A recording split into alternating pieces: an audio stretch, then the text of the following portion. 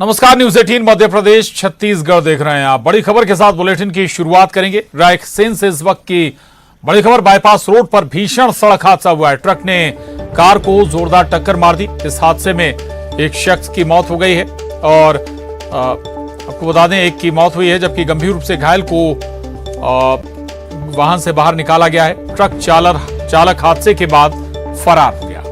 तो ये बड़ी खबर है रायसेन से, जहां बाईपास रोड पर भीषण सड़क हादसा पेश आया है। ट्रक ने कार को टक्कर मार दी है और इस हादसे में एक शख्स की मौत हो गई है, जबकि एक गंभीर तौर पे घायल शख्स को वाहन से बाहर निकाला गया है। जितेंद्र शर्मा, न्यूज 18 संवाददाता हमारे साथ जुड़े हैं और जानकारी के साथ। जितेंद्र, क्या जानकारी हादसे से जुड़ी हुई? देखिए प्रशांत, अगर बात करें तो ये बाईपास रोड पर एक भीषण हादसा हुआ, जहाँ पर ट्रक अनियंत्रित ट्रक ने एक बाइक कार को टक्कर मारी। उसमें जो है एक युवक की मौत हो गई, उसकी शिनाख्त की जा रही है। हालांकि जो दूसरा घायल है उसे जिला अस्पताल भेजा गया है। कोतवाली मौके पे जो पुलिस है वो पूरी शिनाख्त कर रही है। ट्रक जो चालक फरार बताया जा रहा है। लगातार आसपास के जो सीसीटीवी कैमरे उनकी तलाश की जा रही है, ताकि जो आरोपी है ट्रक चालक, उसकी पूछताछ हो पाए। मगर कह सकते हैं कि ये भीषण हादसा है और अभी आए दिन पिछले कुछ दिनों की बात करें तो ट्रकों की जो रफ्तार के चलते कई हादसे सामने आए हैं। बिल्कुल, ट्रक की रफ्तार स्पीड बड़े हादसे का कारण बनी है। एक शख्स की जान भी गई है। शुक्रिया जितेंद्र जानकारी के लिए आपका। ये तस्वीरें जरूर देख पा रहे हैं आप इस हादसे के बाद की जो वाहन है वो बुरी तरह से क्षतिग्रस्त हो गया है और इसमें एक शख्स की घटनास्थल पर ही मौत हो गई, जबकि एक शख्स बुरी तरह से जख्मी है, घायल है इस हादसे में। और जो ट्रक चालक है वो हादसे के बाद फरार हो गया। हादसे को अंजाम देने के बाद हालांकि तलाश जरूर की जा रही है ट्रक चालक की।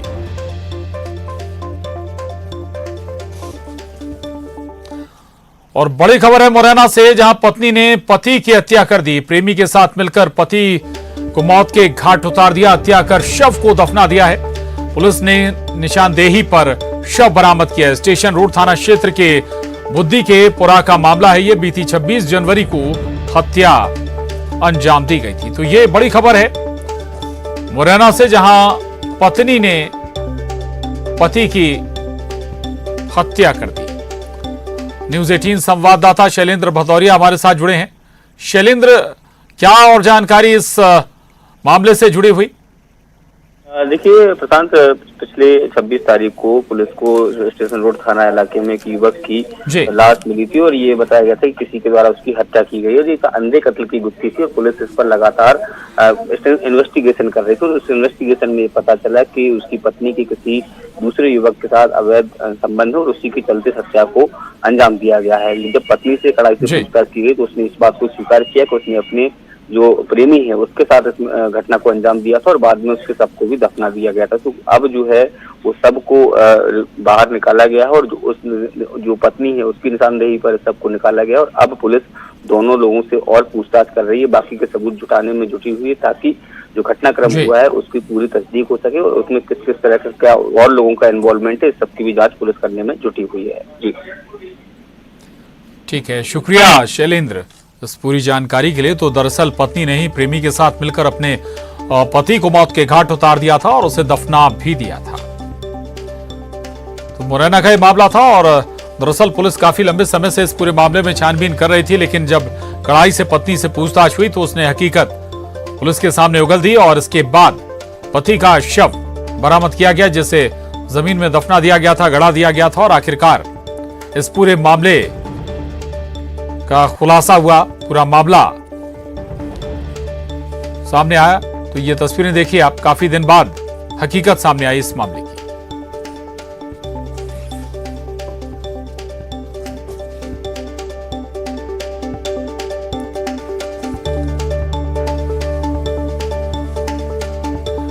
और बड़ी खबर इस वक्त ग्वालियर से, जहां नर्सिंग कॉलेजों के फर्जीवाड़े का मामला हाईकोर्ट की ग्वालियर बेंच में सुनवाई हुई है। हाईकोर्ट ने सीबीआई को डायरेक्शन दिया है। प्रदेश के नर्सिंग कॉलेजों की जांच के लिए डायरेक्शन दिया है। किस आधार पर नर्सिंग कॉलेजों को मान्यता दी गई है, अब तक जांच में क्या पाया, ये सीबीआई बताए। कॉलेज कब खुला, कितने बच्चे हैं, क्या फैकल्टी हैं, कितना इंफ्रास्ट्रक्चर है नर्सिंग कॉलेजों में, 14 जून को सीबीआई को रिपोर्ट पेश करनी है। तो ये बड़ी खबर है, महत्वपूर्ण खबर है ग्वालियर से इस वक्त की। नर्सिंग कॉलेजों के लिहाज से ये बहुत महत्वपूर्ण खबर है।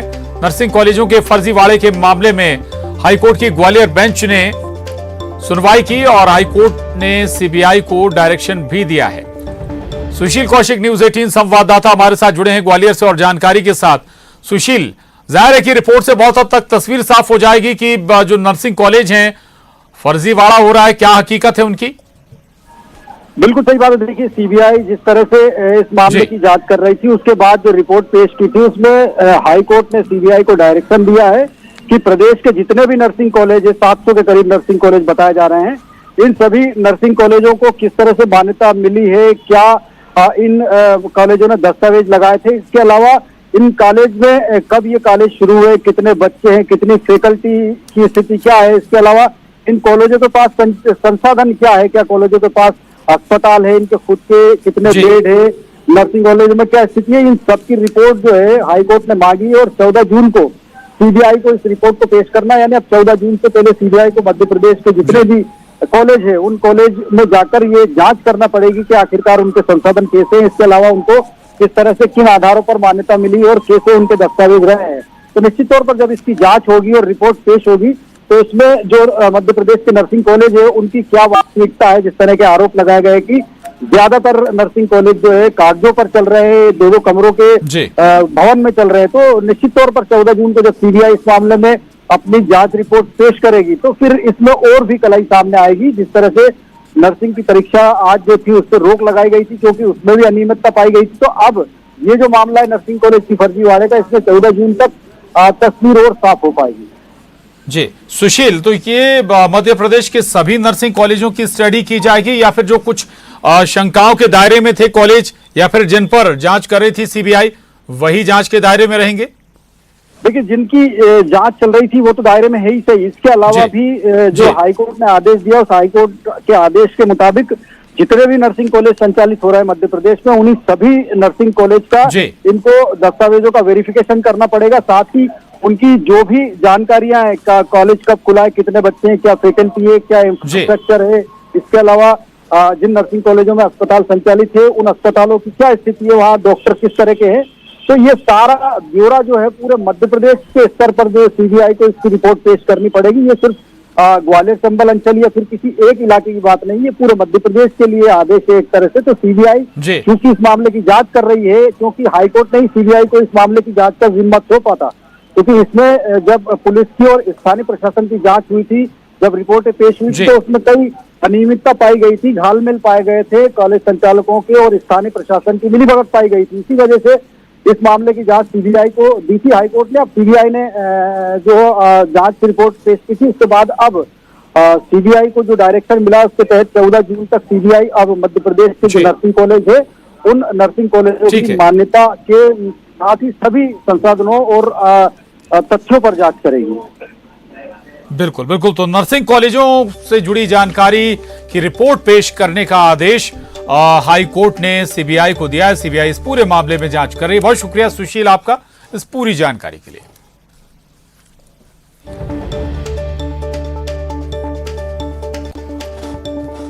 और अब रुख करेंगे 15 सेकंड में पूरी खबर का। इंदौर से हिरासत में लिए गए सरफराज मेमन से पूछताछ जारी। चाइना और हांगकांग पुलिस से भी संपर्क कर जानकारी लेगी भारतीय पुलिस। चाइनीज, स्पेनिश, इंग्लिश समेत कई भाषाओं का जानकार है सरफराज। बजट से पहले आया मध्य प्रदेश का आर्थिक सर्वेक्षण। सीएम शिवराज ने आर्थिक सर्वेक्षण के तथ्यों पर जताई खुशी। कहा एमपी की आर्थिक स्थिति हुई मजबूत। भोपाल में विकास यात्रा के दौरान पूर्व मंत्री उमाशंकर गुप्ता की तबीयत हुई खराब। चक्कर आने से गिरे उमाशंकर गुप्ता, अस्पताल में कराया गया भर्ती। एमपी के आर्थिक सर्वेक्षण पर बोले बीजेपी प्रदेश अध्यक्ष वी डी शर्मा। कहा आर्थिक सर्वेक्षण में आगामी बजट की झलक दिखाई। मुख्यमंत्री और वित्त मंत्री को देना चाहता हूं बधाई। एमपी बोर्ड की परीक्षाएं कल से होंगी शुरू। कल 1 मार्च से 10वीं की परीक्षाएं होंगी शुरू। मार्च से शुरू होगी 12वीं की परीक्षाएं। भोपाल में बीजेपी की विकास यात्रा रोकी गई। पूर्व मंत्री सहित बीजेपी नेता सड़कों पर बैठे। अधिकारियों ने धारा 144 का दिया हवाला। कांग्रेस विधायक जीतू पटवारी ने प्रदेश सरकार पर लगाए गंभीर आरोप। कहा, सरकार सरकारी संपत्तियों को बेचकर ले रही कर्ज, पैसों को नेताओं और कार्यकर्ताओं पर किया जा रहा खर्च। मुरैना में पत्नी ने ही की थी पति की हत्या, पुलिस ने किया खुलासा। प्रेमी के साथ मिलकर पति रामहित जाटव की हत्या। ग्वालियर में ब्रेकअप से खफा बॉयफ्रेंड ने गर्लफ्रेंड के घर फेंका पेट्रोल बम, घर के बाहर रखे कपड़े जले, बड़ा हादसा होते होते टला। रायसेन में बाईपास रोड पर भीषण सड़क हादसा, ट्रेन ने मारी कार को टक्कर, एक की मौत। जबलपुर में छात्राओं ने वार्डन के खिलाफ खोला मोर्चा, वार्डन से तंग आकर छात्राओं ने किया प्रदर्शन, हॉस्टल से निकलकर सड़क पर दिया धरना। एमपी में निवेश को लेकर बोले राज्य मंत्री राज्यवर्धन सिंह। कहा, प्रदेश में अब तक जितने जीआईएस हुई उसके नतीजे अच्छे रहे, प्रदेश में निवेश से 29 लाख लोगों को मिलेगा रोजगार। भोपाल पुलिस को खुलेआम चुनौती देते नजर आया बदमाश, सरेरा हवाई फायर करते वीडियो किया पोस्ट, आरोपी शुभम बंजारा पर कई मामले दर्ज। शिवपुर में अवैध खनन पर कार्रवाई, अलग अलग इलाकों से जब्त की गई गाड़ियां, ट्रैक्टर ट्रॉली और प्रेशर मशीन जब्त। धार जिला जेल में कैदी की संदिग्ध मौत, रेप के मामले में इंदौर जेल में बंद था कैदी, कुछ दिन पहले ही जिला जेल लाया गया था कैदी।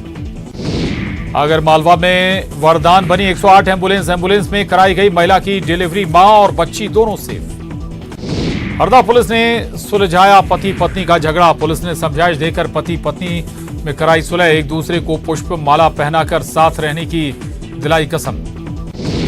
अगर मालवा में सहकारी संस्था के प्रबंधक के ठिकानों पर लोकायुक्त टीम ने मारा छापा, आय से अधिक संपत्ति की मिली थी जानकारी, अब तक कार्रवाई में 1.5 करोड़ का खुलासा। गुना के राघोगढ़ में अपनी मांगों को लेकर दिव्यांगों ने निकाली यात्रा, गर्मी में नंगे पैर यात्रा कर रहे दिव्यांग, आश्वासन के बाद भी मांग नहीं हुई पूरी। उज्जैन के केंद्रीय भेरूगढ़ जेल के 2 प्रहरियों ने जेल में भारी अनियमितता के लगाए आरोप, जेल में नशीले पदार्थ की बिक्री से लेकर ड्यूटी लगाने सहित लगाए गए कई आरोप। कैंटीन से जाने वाले सामान की तलाशी नहीं लेते जेल प्रभारी। इंदौर पुलिस की हिरासत में सरफराज, देश में बड़े हमले की फिराक में था आरोपी, एनआईए ने जारी किया था अलर्ट, देश के कई राज्य थे निशाने पर।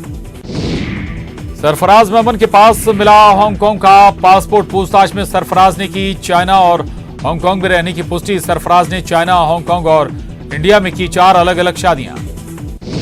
सरफराज की गिरफ्तारी पर गृह मंत्री का बयान, सरफराज को पुलिस ने गिरफ्तार कर लिया है, मध्य प्रदेश में कानून का राज है, संदिग्ध गतिविधियों में पाए जाने पर तत्काल सख्त कार्रवाई की जाएगी। एमपी विधानसभा के बजट सत्र के दूसरे दिन की कार्यवाही जारी, राज्यपाल के अभिभाषण पर चर्चा, कल आएगा बजट।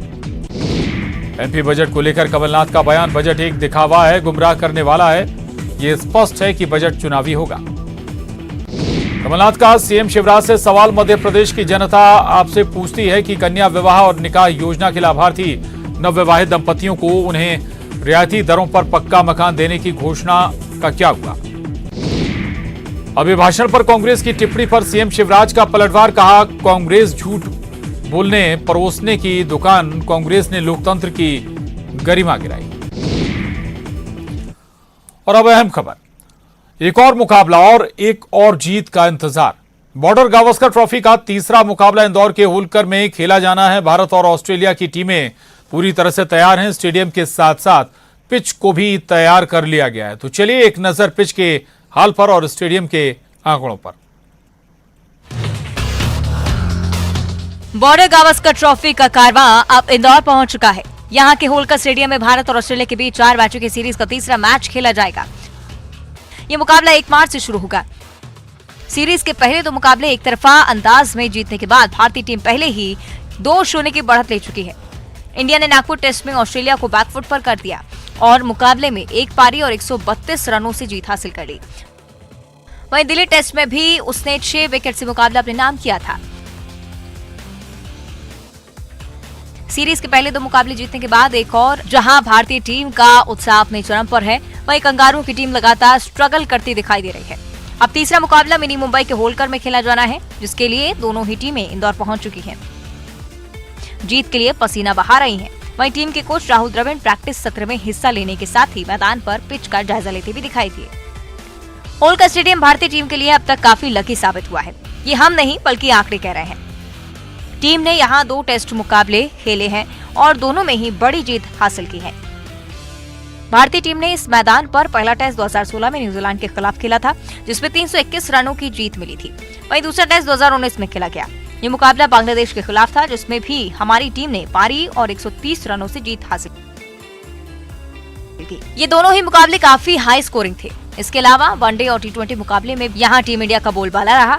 यही कारण है कि फैंस तीसरे टेस्ट मैच के लिए काफी एक्साइटेड नजर आए। वैसे तो रोहित एंड कंपनी पहले दोनों ही मुकाबले एक तरफा जीतने के बाद काफी कॉन्फिडेंट नजर आ रही है, लेकिन इंदौर में मुकाबला आसान नहीं रहने वाला है। उससे कंगारुओं से बड़ी चुनौती मिल सकती है। मध्य प्रदेश क्रिकेट एसोसिएशन ने तीसरे टेस्ट के लिए खास पिच तैयार की है। पिछले दोनों टेस्ट मैच 3-3 दिन में ही खत्म हो गए और इसी को ध्यान में रखते हुए ऐसी पिच बनाई गई है जिसमें गेंद और बल्ले के बीच बराबरी का संघर्ष रहे। इस पिच को बनाने के लिए मुंबई से लाल मिट्टी मंगवाई गई है। इस पर फास्ट बॉलर्स को उछाल मिलने की संभावना है और इसमें ऑस्ट्रेलियाई टीम को भी सीरीज में वापसी का मौका मिल सकता है। वहीं मुकाबले के लिए इंदौर के लोगों में जबरदस्त उत्साह दिखाई दे रहा है। 27,000 दर्शकों की क्षमता वाले होलकर स्टेडियम के सभी टिकट बुक हो चुके हैं। इंदौर में रोहित एंड कंपनी की नजरें कंगारुओं पर जीत की हैट्रिक लगाकर सीरीज पर कब्जा करने की होगी। साथ ही टीम लगातार दूसरी बार वर्ल्ड टेस्ट चैंपियनशिप के फाइनल में अपनी जगह पक्की कर लेगी और ऐसे में यह मुकाबला दोनों ही टीमों के लिए बेहद खास है।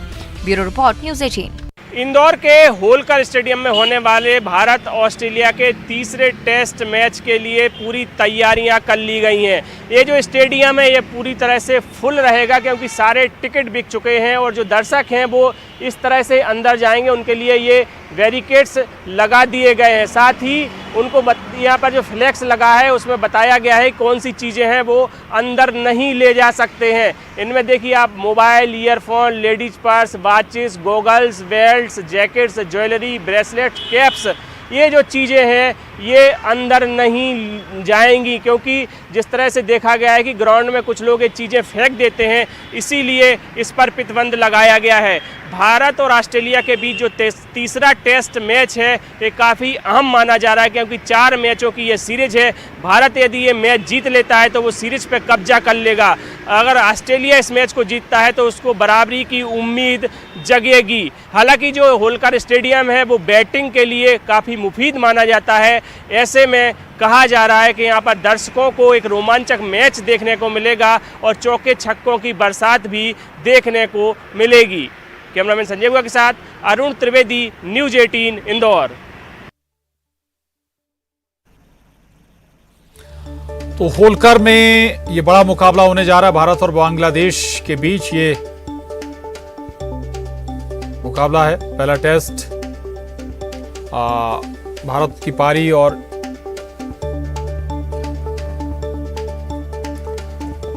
तो आपको बता दें कि दरअसल ये एक और बड़ा मुकाबला है और बॉर्डर गावस्कर ट्रॉफी का ये तीसरा मुकाबला है जो कि इंदौर के होलकर में खेला जाना है। और इंदौर हालांकि भारतीय टीम के लिहाज से बेहतर रहा है